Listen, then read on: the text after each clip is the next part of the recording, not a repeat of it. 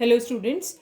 So this is the second lecture of D and F block elements. In the last lecture I have explained you about the general electronic configuration and why these elements are called as transition elements.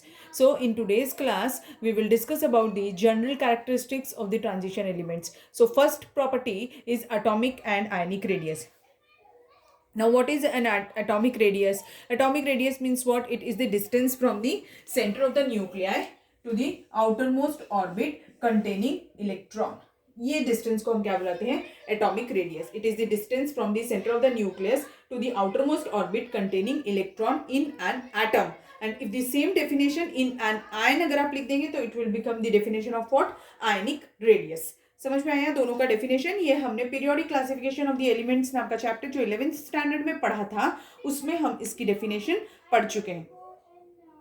अब atomic radius क्या होती है? अब हम यहाँ पर क्या देखने वाले हैं ट्रांजिशन एलिमेंट्स में? एग्जांपल क्या हो सकते हैं? 3D सीरीज का हो सकता है, 4D series, 5D series, 6D series. Means we are going to look the trend in period में ही हम देखने वाले. So when we move from left to right in any period, हमने क्या पढ़ा था पीरियोडिसिटी में? When we move from left to right in any period the atomic radius क्या होता है? Decreases. Atomic and ionic radius decreases. ठीक है. तो अब यहाँ का अगर मैंने ग्राफ बनाया तो ये ऐसा कुछ ग्राफ दिखेगा. ठीक है. हमने सेकेंड पीरियड में भी देखा था. सेकेंड पीरियड में क्या होता है? Beryllium, boron, carbon, nitrogen, oxygen, fluorine, neon, ऐसा. तो उसमें क्या होता है? जब हम नियॉन की तरफ जाते हैं तो वो थोड़ा सा बढ़ जाता है because there is van der Waals radius. Atomic radius के भी 3 टाइप्स हमने पढ़े थे, याद होगा आपको. तो आयनिक रेडियस, एटॉमिक रेडियस के 3 टाइप कैसे थे? एक थी वैन डर वाल्स रेडियस, दूसरी कोवेलेंट रेडियस और एक मेटालिक रेडियस. ठीक है. तो जैसे स्पीशीज रहेगा उस हिसाब से उसमें वो वाली एटॉमिक रेडियस हम मेजर करते हैं. But in case of 3D series what happens, ये जो ग्राफ रहता है ये ऐसा दिखता है. यानी जैसे जैसे हम when we move from left to right it goes on decreasing at a particular time and in between such a period. यहाँ पर कुछ एलिमेंट्स की तो एटॉमिक रेडियस सेम ही रहती है और फिर बाद में थोड़ी सी राइज होती है. ठीक है ना. तो अब यहाँ पर क्या है? ये जो एक्स एक्सिस और वाई एक्सिस पे क्या लिया है वो आपको बता देती हूँ. एक्स एक्सिस पे ट्रांजिशन एलिमेंट्स है और वाई एक्सिस पे एटॉमिक रेडियस है.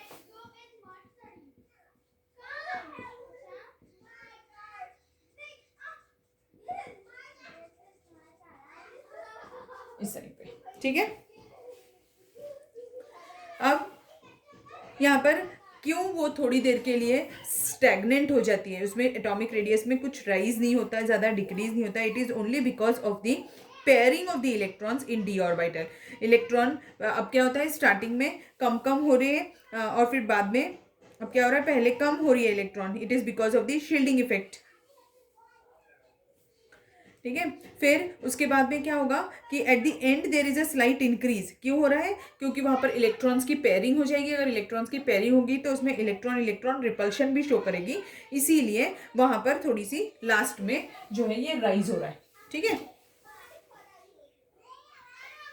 अब यहाँ पर आयनिक रेडियस के लिए बता देती हूँ. आयनिक रेडियस तो सेम जैसा ट्रेंड एटॉमिक रेडियस का रहता है सेम वैसा ही आयनिक रेडियस का भी ट्रेंड होता है.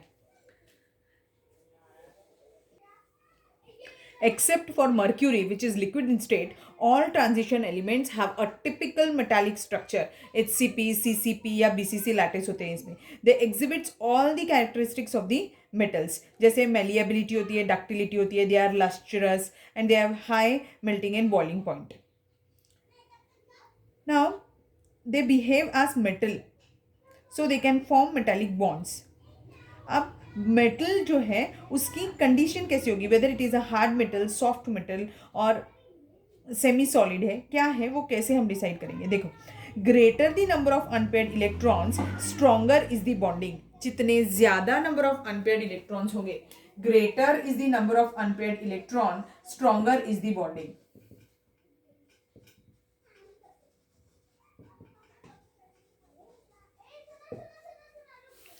ठीक है। जैसे जैसे अनपेयर्ड इलेक्ट्रॉन्स इंक्रीज होते जाएंगे, इनकी बॉन्डिंग स्ट्रेंथ बॉन्डिंग बढ़ती जाएगी और इनका ये हार्डनेस भी इंक्रीज करेगा। तो सबसे ज्यादा maximum number of unpaired electrons किस में होते हैं? क्रोमियम, मॉलिब्डेनम और टंगस्टेन। तो ये हार्ड मेटल्स होंगे। और जिंक, कैडमियम और मर्क्यूरी, इनके पास में तो एक भी अनपेयर्ड इलेक्ट्रॉन प्रेजेंट नहीं है, इसीलिए ये कैसे मेटल्स होंगे? Soft metals. ठीक है, देखो क्रोमियम, मॉलिब्डेनम और टंगस्टन हार्ड मेटल होते हैं क्योंकि उनके पास maximum number of unpaired electrons होते हैं। जिंक, कैडमियम और मर्क्यूरी सॉफ्ट मेटल्स हैं because they have no unpaired electrons. Now the next property is melting and boiling point. तो अब मेल्टिंग एंड बॉइलिंग पॉइंट का कैसा होगा? देखो, अगर मैंने ग्राफ प्लॉट किया तो आपको समझ में आएगा अच्छे से। अब जैसे यहाँ पर ये ट्रांजिशन मेटल्स हैं और ये मेल्टिंग पॉइंट है। तो अभी हमने पढ़ा जैसे जैसे number of unpaired electrons increase होते जाएंगे तो क्या हो जाएगा? अनपेयर्ड इलेक्ट्रॉन्स इंक्रीज हो रहे हैं तो मेटल कैसा होते जा रहा है? हार्डर होते जा रहा है। तो एक पॉइंट आएगा जब वो बहुत हार्डेस्ट हो जाएगा, उसके बाद में क्या होगा? इलेक्ट्रॉन्स पेयरिंग होना शुरू हो जाएगी और मेटल क्या हो जाएगा? सॉफ्ट हो जाएगा। ठीक है, तो मेल्टिंग पॉइंट पहले इंक्रीज होगा और फिर बाद में वो डिक्रीज होने लगेगा। इतने से शार्प पिक्स तो नहीं मिलेंगे पर मैंने अभी बनाया, आपको समझ में आएगा। जैसे अनपेयर्ड इलेक्ट्रॉन जिसके पास में सबसे ज्यादा है उसका मेल्टिंग पॉइंट सबसे ज्यादा होगा, अगर किसी के पास में सिर्फ पेयर्ड इलेक्ट्रॉन्स है तो उसका मेल्टिंग पॉइंट सबसे कम होगा। Next is ionization potential. Ionization potential की सबसे पहले तो आप डेफिनेशन नोट डाउन करिए, आपको आती है, आपने पढ़ी थी। Ionization potential means what? It is the amount of energy required to remove the electron from the outer most orbit of an isolated gaseous atom. उसे हम क्या बुलाते हैं? आयनाइजेशन पोटेंशियल बुलाते हैं। तो एटम में से जब हम लास्ट इलेक्ट्रॉन एटम में से जब हम लास्ट इलेक्ट्रॉन रिमूव कर रहे होते हैं जो कि आउटर मोस्ट ऑर्बिट में प्रेजेंट होता है, और वो एटम कौन से स्टेट में होना चाहिए? गैसियस स्टेट में होना चाहिए और अकेला होना चाहिए, यानी आइसोलेटेड होना चाहिए, तब जो एनर्जी रिक्वायर्ड होती है उसे हम आयनाइजेशन पोटेंशियल बुलाते हैं। और जो आयनाइजेशन पोटेंशियल होती है, अब जैसे अगर इलेक्ट्रॉन्स की सारे इलेक्ट्रॉन सपोज करिए पेयर्ड है तो उसमें से इलेक्ट्रॉन निकालना बहुत ही डिफिकल्ट है। अगर इलेक्ट्रॉन निकालना डिफिकल्ट है, अगर हम इलेक्ट्रॉन नहीं रिमूव कर पा रहे, मीन्स हमें ज्यादा अमाउंट की एनर्जी लगेगी, तो आईपी क्या होगी? ज्यादा होगी, है ना। तो अब यहाँ पर क्या है? जैसे जैसे हम लेफ्ट टू राइट मूव करेंगे तो आयनाइजेशन पोटेंशियल क्या होने वाली है? इंक्रीज होने वाली है। यानी अगर मैं स्कैंडियम से जिंक के तरफ जाऊंगी तो यहाँ पर तो 3d1 है और यहाँ पर तो 3d10 है, मीन्स क्या हो रहे हैं? इलेक्ट्रॉन्स पेयर्ड हो रहे हैं। तो अगर इलेक्ट्रॉन्स पेयर हो रहे हैं तो आईपी क्या होगी? इंक्रीज होते जाएगी। ठीक है, स्कैंडियम से जिंक तक के आईपी क्या होगी? इंक्रीज होगी। ये क्या हो गई?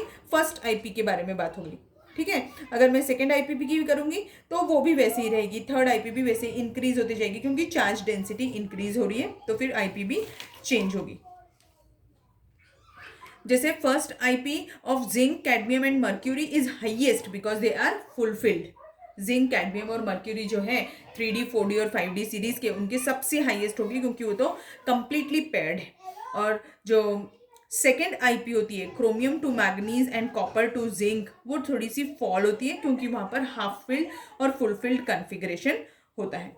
ठीक है, इस पर कभी ज्यादा क्वेश्चंस पूछेंगे नहीं क्योंकि आईपी पार्ट रिमूव कर दिया है, आपके पोर्शन से डिलीटेड है वो portion.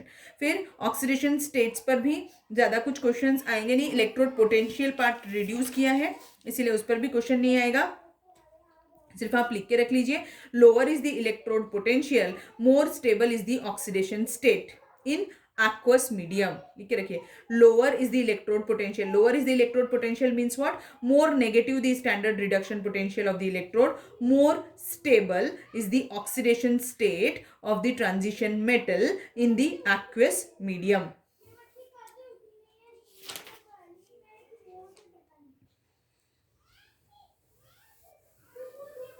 Now next point is oxidation state.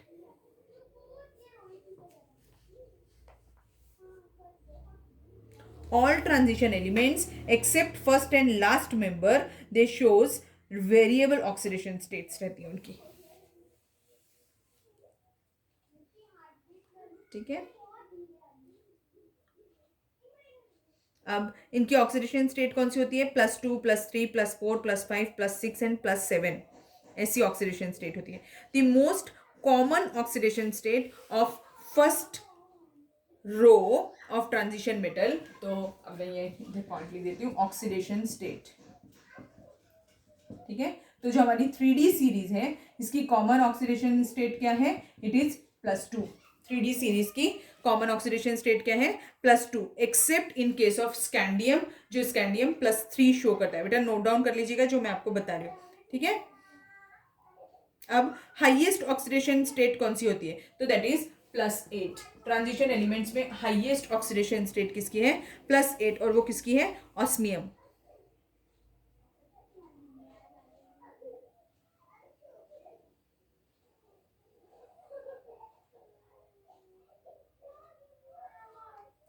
Now these element shows variable oxidation state because the in solvent it depends on the nature of the solvent कि what type of oxidation state is stable, इसीलिए वो जैसे copper plus है it is unstable in water as it undergoes to CO2 plus में वो change हो जाता है क्योंकि वो स्टेबल होता है वाटर में। वैसे ही same Fe2 plus is unstable in aerated water and it undergoes oxidation and it forms what, Fe3 plus, वो स्टेबल होता है। समझ में आया। नाउ एक और पॉइंट है जिस पर ऑक्सीडेशन स्टेट डिपेंड करती है, that is the nature of the combining atom. एक तो नेचर ऑफ द सॉल्वेंट और दूसरा nature of the combining atoms. दो एटम जैसे अगर फ्लोरीन ऑक्सीजन है तो ये हाईएस्ट ऑक्सीडेशन स्टेट शो करेंगे क्योंकि वो most, fluorine is the most electronegative element of the periodic table, है ना। तो ये हो गई हमारी 5th कैरेक्टरिस्टिक्स। नेक्स्ट है catalytic property. Now, due to the variable oxidation state, transition elements acts as catalyst, वो catalytic property show करते हैं। अब उसके reasons क्या है लिख के रखो, catalytic property क्यों show करते हैं वो।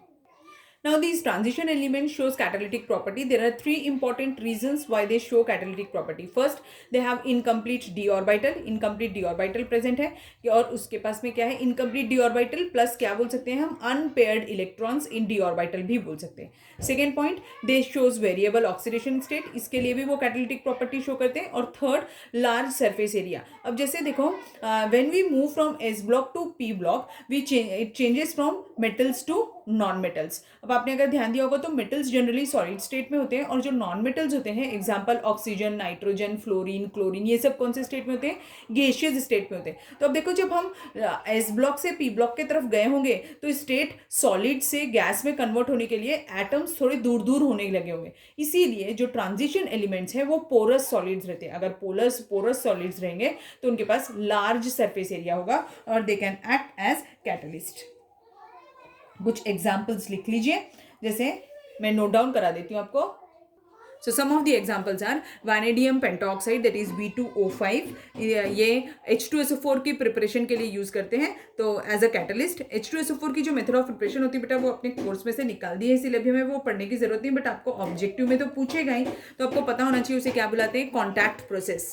ठीक है, तो ये कॉन्टैक्ट प्रोसेस है। कॉन्टैक्ट प्रोसेस में एज अ कैटलिस्ट यूज करते हैं। निकल, प्लैटिनम और पैलेडियम हाइड्रोजिनेशन के लिए यूज करते हैं। आयरन और मॉलिब्डेनम कहाँ पर यूज करते हैं, ये भी ये अमोनिया की मेथड ऑफ प्रिपरेशन में यूज करते हैं, जिसे हम क्या बुलाते हैं, हेबर्स प्रोसेस।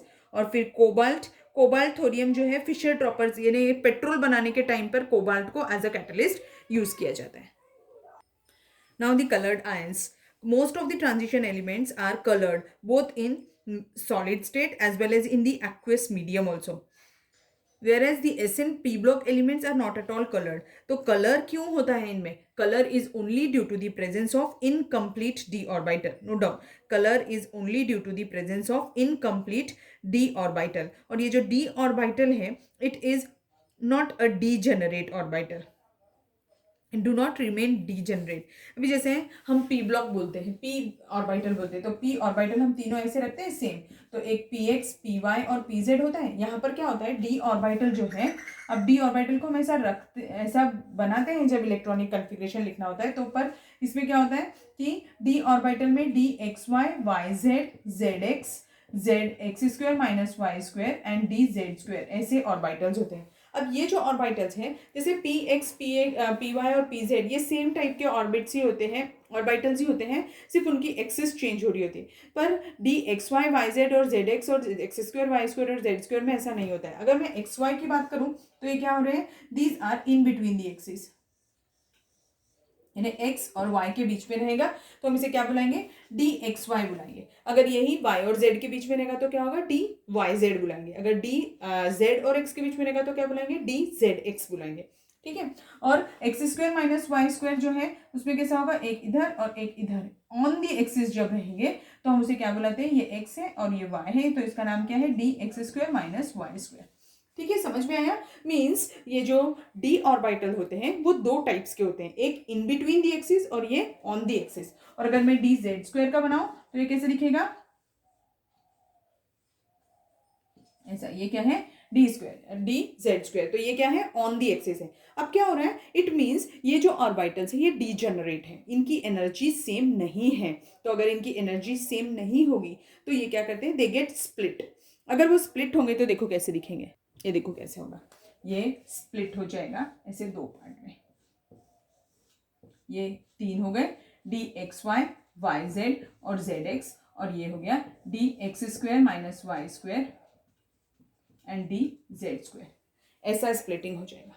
ठीक है। और अब यहां पर देखो क्या है, as the energy difference between these two is very less, energy difference बहुत ही कम है। तो अगर सपोज करो कि मेरे पास में है D1 है, मींस एक इलेक्ट्रॉन यहाँ पे रखा हुआ है। अब क्या होगा, अगर एनर्जी डिफरेंस कम है, it will absorb the energy and it will shift from this to this, और फिर बाद में बचे वापस अपनी जगह पे आ जाएगा, and the remaining energy he will reflect back, और वो जो एनर्जी होगी वो कम ही, बहुत कम रहेगी। और अगर एनर्जी कम होगी उसकी तो वो it will fall in the visible region, and that's why that is the reason only that these species are coloured. तो समझ में आ गया। तो अनपेयर्ड डी इलेक्ट्रॉन होगा तभी ये ऐसी शिफ्टिंग होगी, and this is called as what, splitting of D orbital. ये देखो दो डी ऑर्बिटल को मैंने स्प्लिट कर दिया दो पार्ट में, ऑन दी एक्सिस वाले अलग कर दिए और इन बिटवीन दी एक्सिस वाले अलग कर दिए। समझ में आया। तो ये क्रिस्टल फील्ड स्प्लिटिंग थियरी के अकॉर्डिंगली है, जो हम कोऑर्डिनेशन में डिटेल में पढ़ेंगे, बट अभी हमारे को इस साल वो कोर्स से डिलीटेड पोर्शन में आए, तो बोर्ड्स में उस पर क्वेश्चन नहीं आएगा। तो अभी आपको समझ में आ गया CFT के अकॉर्डिंगली कैसे डी ऑर्बिटल स्प्लिट होता है दो पार्ट में, तो एक ऑन दी एक्सिस और एक इन बिटवीन दी एक्सिस वाले के, और एनर्जी डिफरेंस कम होने की वजह से वो कलर शो करते हैं। अब इसमें अब आपको ये समझ में आ गया कि कलर क्यों होता है, only because of the unpaired D electron. ठीक है। तो आपको क्वेश्चन कैसे पूछते हैं वो बता देती हूँ। So now let's see how to check whether the species is coloured और कलरलेस। ठीक है। सो एग्जाम्पल Sc3+ कलर्ड होगा कि कलरलेस, अभी हमें पता करना है। तो कैसे पता करेंगे, देखो पहले स्कैंडियम क्या होता है 21, कन्फिग्रेशन लिख लो, तो 3D1 4s2। अब ये 3+ ऑक्सीडेशन स्टेट बता रहा है, मीन्स इसमें से 3 इलेक्ट्रॉन्स माइनस करने पड़ेंगे, ये भी गया, मीन्स इसके पास में क्या बचा 3D0। हमने क्या बोला था, कलर्ड कब होता है, जब उसके पास में अनपेयर्ड डी ऑर्बिटल प्रेजेंट होता है, तभी कलर्ड होता है ना। तो अब ये कैसा हो जाएगा, ये कलरलेस होगा। अब Ti3+ यानी Ti का पहले तो हमें एटॉमिक नंबर पता होना चाहिए, क्या होता है एटॉमिक नंबर 22, यानी ये कितना हो जाएगा 3D2 4s2। अब ये 3+ है, मीन्स इसमें से 2 इलेक्ट्रॉन चले गए और 1 इलेक्ट्रॉन यहाँ से, मीन्स ये क्या बचेगा, इसका कन्फिग्रेशन 3D1, एक अनपेयर्ड इलेक्ट्रॉन प्रेजेंट है, इसीलिए ये स्पीशीज कैसा होगा, कलर्ड, और ये स्पीशीज कैसा है, कलरलेस। कॉपर 2+, कॉपर 29, तो कन्फिग्रेशन क्या होता है 3D10 4s1। अब ये कॉपर 2+ बोल रहा है, यानी एक इलेक्ट्रॉन यहाँ से गया, एक इलेक्ट्रॉन यहाँ से, अब ये क्या हो जाएगा 3D9, फिर से ये अनपेयर्ड इलेक्ट्रॉन प्रेजेंट है, इसीलिए ये भी क्या हो जाएगा स्पीशीज फिर कलर्ड। अगर कॉपर +1 का देखेंगे एग्जाम्पल, कॉपर 29 है, 3D10 4s1 होता है, तो एक ही इलेक्ट्रॉन जाएगा, ये देखो सारे इलेक्ट्रॉन्स पेयर्ड है, मीन्स इसका 3D10 कन्फिग्रेशन दिख रहा है, सारे इलेक्ट्रॉन्स पेयर्ड है, इसीलिए ये स्पीशीज कैसा हो जाएगा, कलरलेस हो जाएगा। मीन्स किसी भी स्पीशीज को कलर्ड होने के लिए उसके पास क्या प्रेजेंट होना चाहिए, वो उसके पास अनपेयर्ड डी ऑर्बिटल होना चाहिए, अनपेयर्ड डी इलेक्ट्रॉन होना चाहिए। Next is the magnetic properties. Magnetic property means on the basis of the magnetic field substances are classified into 3 types. ठीक है। मैग्नेटिक फील्ड पे डिफाइन किया है हमने 3 टाइप के, one is paramagnetic, other is diamagnetic and one is ferromagnetic. ठीक है। ऐसे 3 टाइप के क्लासिफिकेशन है, 3 टाइप का क्लासिफाई किया है उनको। The substances which are attracted by the applied magnetic field are called as paramagnetic, and which are repelled, जो attract होते हैं उन्हें हम क्या बुलाते हैं, paramagnetic. जो रिपेल होते हैं उन्हें हम क्या बुलाते हैं, diamagnetic. And substances which are strongly attracted are termed as ferromagnetic.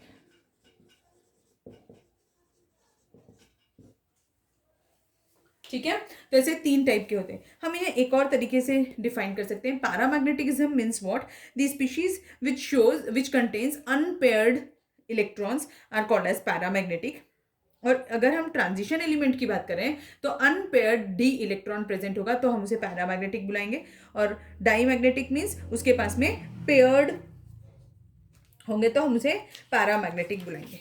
ठीक है, समझ में आया. अब मैग्नेटिक प्रॉपर्टी कैलकुलेट करने के लिए मैग्नेटिक मोमेंट होता है, और मैग्नेटिक मोमेंट जो है उसे कैसे कैलकुलेट करते हैं वो बताती हूँ. मैग्नेटिक मोमेंट, मैग्नेटिक मोमेंट को म्यू से रिप्रेजेंट करते हैं. तो mu is equal to root के अंदर n within bracket n+2. n here, n stands for the number of unpaired D electrons. ठीक है, और इसका यूनिट होता है बोर मैग्नेटॉन. इसे capital B dot capital M से रिप्रेजेंट करते हैं. तो ऐसे हम किसी भी कंपाउंड की मैग्नेटिक प्रॉपर्टी मेजर कर सकते हैं. बताती हूँ कैसे मेजर करते हैं वो भी. एग्जाम्पल हियर n क्या है मैंने बताया आपको, number of unpaired electrons. Suppose करिए कि हमारे पास में स्पीशीज है Sc3+. कौन सा स्पीशीज है, Sc3+. Sc3+ यानी कॉन्फ़िगरेशन क्या होगा, अभी देखा था हमने 3d0. इसीलिए इसका मैग्नेटिक मोमेंट क्या होगा, mu is equal to root के अंदर 0 within bracket 0+2, it is equal to 0. तो इसका मैग्नेटिक मोमेंट क्या होगा, 0 होगा. ठीक, अब अगर सपोज करो मैंने दूसरा एग्जाम्पल ले लिया Ti2+. Ti2+ में क्या होगा, देखिए Ti2+ का कॉन्फ़िगरेशन क्या होगा, 3d2 होगा. तो अगर इसका मैंने म्यू कैलकुलेट करना है तो mu is equal to root के अंदर 2 विद इन ब्रैकेट 2+2. तो इसका वैल्यू कितना आ जाएगा, it will be 2.7 bore magnetron. 2.76 bore magnet. 2+2 4, 4 into 2 8. 8 का रूट निकालना है तो ये कितना है, 2.76. एक और एग्जाम्पल लेते हैं. सपोज करिए कि मेरे पास में है जिंक 2+ रहेगा तो क्या होगा बताओ, Zn2+. तो कॉन्फ़िगरेशन क्या हो जाएगा, 3d10. इसके पास भी एक भी अनपेयर्ड इलेक्ट्रॉन प्रेजेंट नहीं है. अगर एक भी अनपेयर्ड इलेक्ट्रॉन प्रेजेंट नहीं है तो म्यू इज इक्वल टू कितना आएगा, 0, क्योंकि इसके पास में 0 अनपेयर्ड इलेक्ट्रॉन्स है. ठीक है, समझा क्वेश्चन कैसे पूछते हैं. तो ये हो गया मैग्नेटिक मोमेंट पे question. Last 2 properties, interstitial compounds and alloy formation. Interstitial compounds क्या होते हैं, जो ट्रांजिशन एलिमेंट्स होते हैं they form various types of interstitial compounds. Interstitial compounds यानी क्या, अगर वॉइड्स प्रेजेंट हो तो वो वहाँ पर छोटे छोटे ग्रुप्स को अपने साथ अब्जॉर्ब कर लेते हैं. ठीक है, जैसे मैंने बताया था आपको कि ये क्या होते हैं, पोरस सॉलिड होते हैं. अगर ये पोरस सॉलिड होंगे तो ऐसे ऐसे रहेंगे. अब इसमें क्या होगा, ये जो वॉइड्स है यहाँ पर वो हाइड्रोजन थोड़ा सा अब्जॉर्ब कर लेंगे. तो हाइड्रोजन कितना अब्जॉर्ब, तो इनके ये कैसे होते हैं, इनके स्टाइकोमेट्रिक कोफिशिएंट जैसे Ti है, H2 होना चाहिए ना. H कितने होंगे, 2 होंगे, पर ऐसा नहीं है. Ti H जो है 1.76 भी हो सकता है. ऐसे यानी इनका जो एक्चुअल होता है वो नॉन स्टोइकोमेट्रिक कोएफिशिएंट होते हैं. जैसे 1.7 हो गया, 0.56, ऐसे सब एडिशंस होते हैं, वो इंटरस्टिशियल कंपाउंड्स होते हैं. अब नेक्स्ट है अलॉय फॉर्मेशन. अलॉय क्या होते हैं, जो सॉलिड सॉल्यूशंस होते हैं उन्हें हम अलॉय बोलते हैं. मिक्सचर ऑफ मेटल्स होते हैं, वो एक से ज़्यादा मेटल्स उसमें रहते हैं. जैसे आपको अलॉयज पता है, examples brass is what, it is an alloy of copper and zinc. Bronze, it is an alloy of copper and tin. Steel is an alloy. ऐसे बहुत सारे टाइप के अलॉयज होते हैं. Okay, so here we ends with the general trends of transition elements. So this much is enough for today's class. हम थोड़ा सा ही छोटा सा टॉपिक बाकी है, लैंथेनॉइड्स और एक्टिनॉइड्स, वो मैं आपको नेक्स्ट क्लास में बताऊंगी. हाँ, K2Cr2O7 और KMnO4 ये 2 कंपाउंड्स थे जो हम D and F block elements में पढ़ते थे, उनकी मेथड ऑफ प्रिपरेशन, उनकी ऑक्सीडेशन स्टेट्स, उनके स्ट्रक्चर्स, उनकी chemical properties, physical properties, but वो इस साल CBSE as well as state board दोनों से डिलीटेड है, इसीलिए अब हम वो नहीं पढ़ेंगे, हम डायरेक्टली लैंथेनॉइड्स और एक्टिनॉइड्स पे स्विच करेंगे. Okay, thank you. This much is enough for today's class. We will see the rest of the things in the next class. If you have any difficulty, you can ask me. Thank you.